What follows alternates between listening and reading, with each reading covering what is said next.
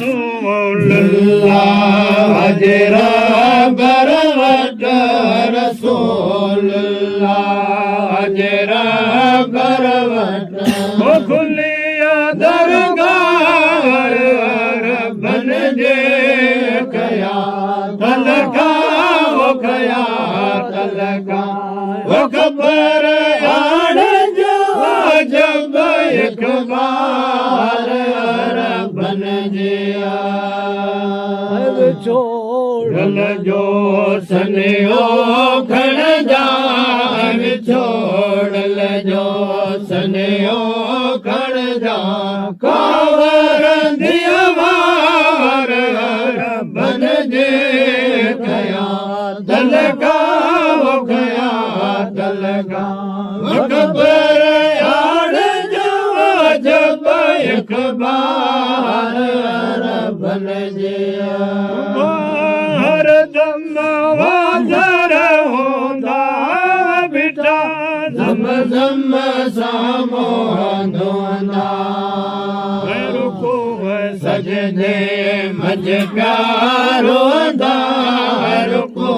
सजदे मज प्यारो दा ओ धम जूंगा रब्बन जे कया तलका वो कया तलका वो खबर यार जब इकबाल रब्बन जिया छोड़ जो सनियो खण जा छोड़ जो सनियो खण जा कावर दिया वार रब्बन जे कया तलका वो गया तलका वो खबर यार जो जब इकबाल रब्बन जिया मोराद सदा सारे वड़ा तारा चल डेढ़ देखारे मदीने मंज मुखे मारे मदीने मंज मुखे मारे वो बुधम वसगा हर हर सन जे गया तलका वो गया तलका वो खबर यार जो जब इकबाल रब्बन जिया छोड़ जो सनियो खण जा छोड़ जो सनियो खण जा कावर दिया वार रब्बन जे कया तलका वो कया तलका वो खबर यार जो जब इकबाल रब्बन जिया प्रिय रसूल जा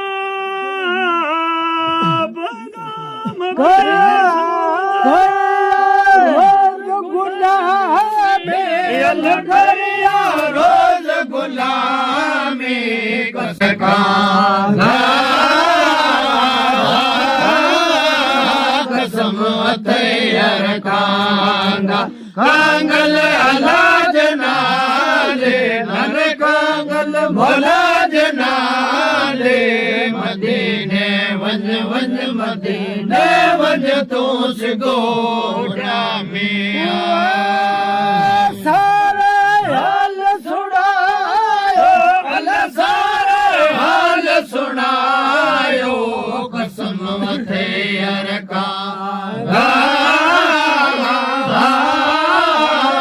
कसम मथे अरकांगा कांगल अनाज नाले नन कांगल भोलाज नाले मदीने वंज वंज मदीने वंज तू सिगोड़ा में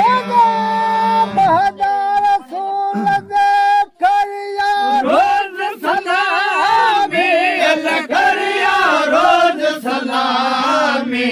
कसम थे अरकांगा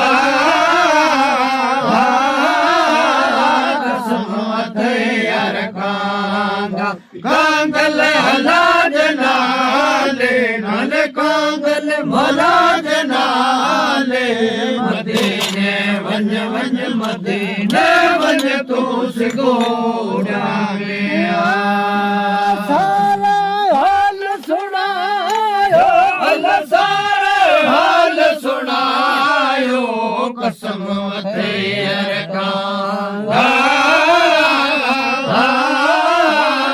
कसम थे अरकांगा कांगल अलाज नाले नल कांगल मौलाज नाले मदीने वंज वंज मदीने वंज तू सिगोड़ा में पाक पढ़ायो कलमो पाक पढ़ायो कसम थे अरकांगा कसम थे अरकांगा कांगल अलाज नाले नल कांगल मौलाज नाले मदीने वंज वंज मदीने वंज तू सिगोड़ा में सारे हाल सुनायो भला सारे हाल सुनायो कसम थे अरकांगा कसम थे अरकांगा कांगल अलाज नाले नल कांगल मौलाज नाले मदीने वंज वंज मदीने वंज तू सिगोड़ा में